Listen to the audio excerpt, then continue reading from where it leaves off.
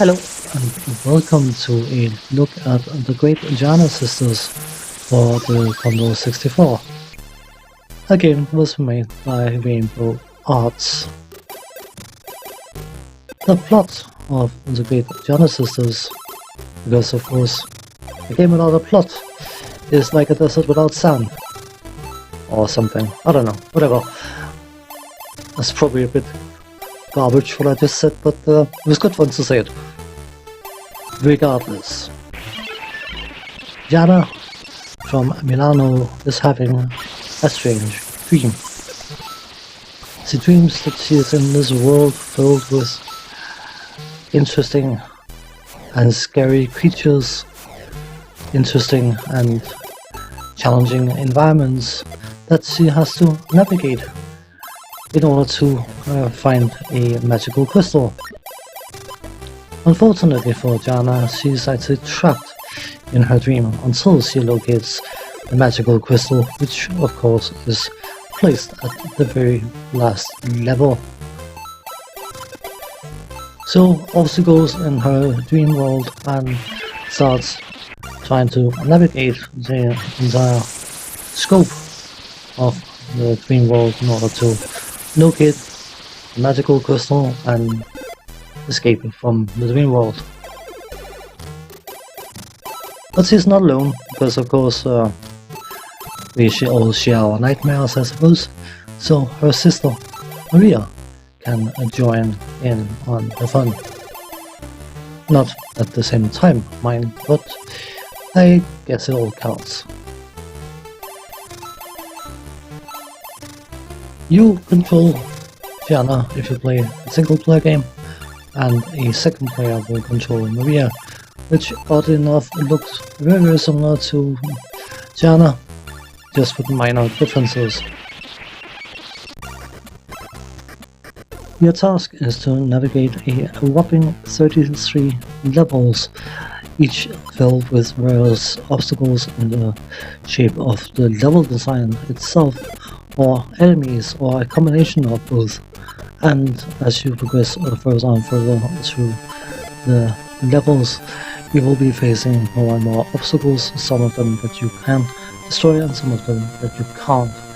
The same goes for enemy types.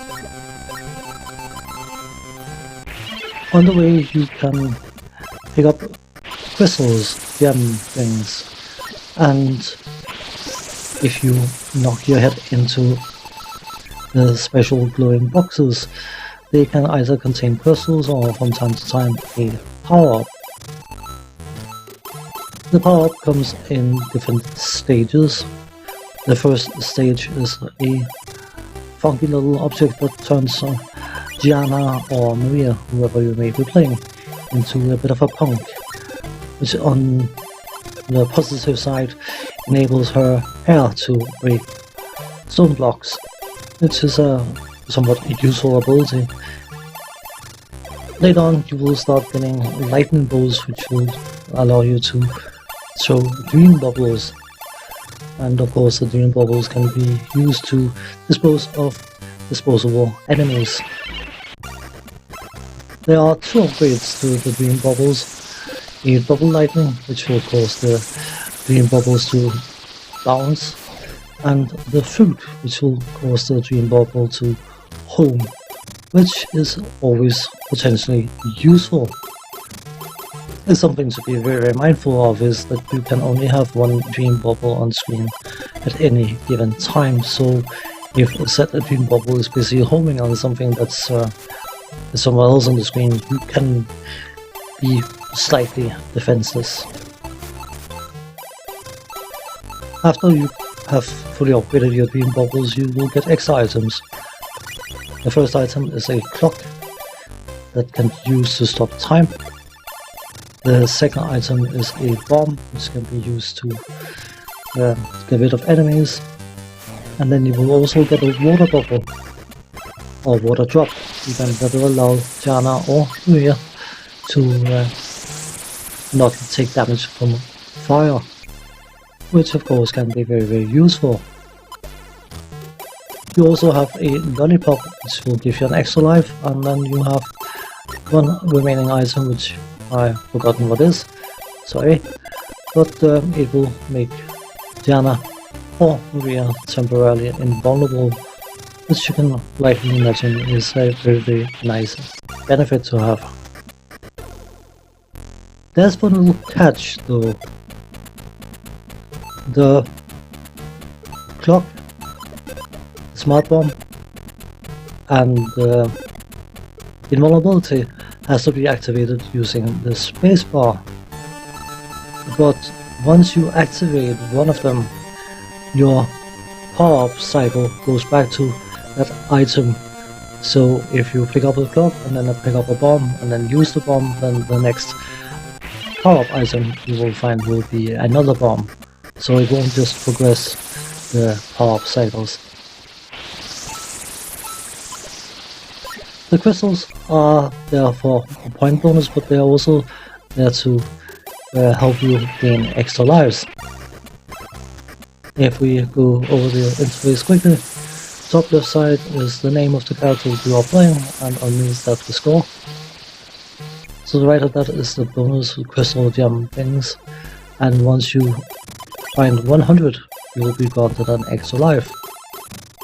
To the right of that is the number of lives you have, and to the right of that again is the stage you are currently on, and of course the timer.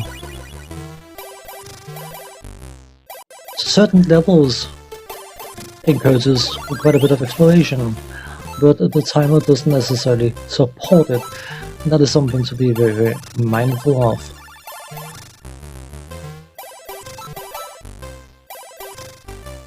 Let's do technical side of things. Graphically, I think this is one of the better looking Commodore 64 games available. Considering the fact that, with all respect to the system, the Commodore 64 has limited colors available and that kind of stuff, I think what Rainbow has managed to do with the graphical design is quite good looking. You can easily identify every single enemy, obstacle and whatever else you might be facing, and it all looks very appealing and very fitting for the game.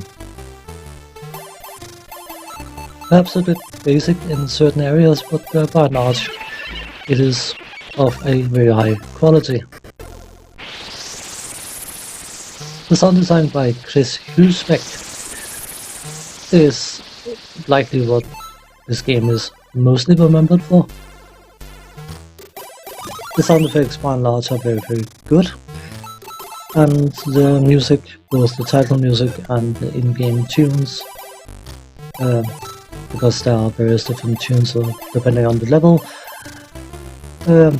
is again of a very high quality, and is probably one of the earlier excellent tunes on the Commodore 64 by Chris Husbeck. Control wise, it is what you can expect.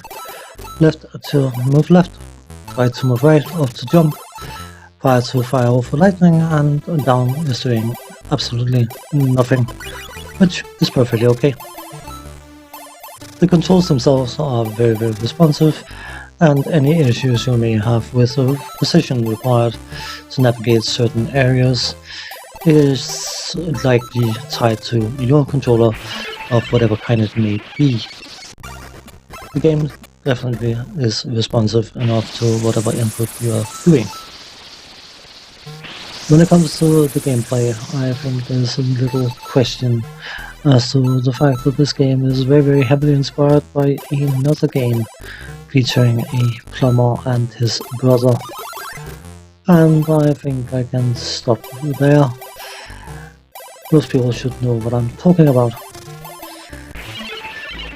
The thing is though, normally I am personally against the fact of using such heavy inspiration for making other products, but the quality on display is undeniable.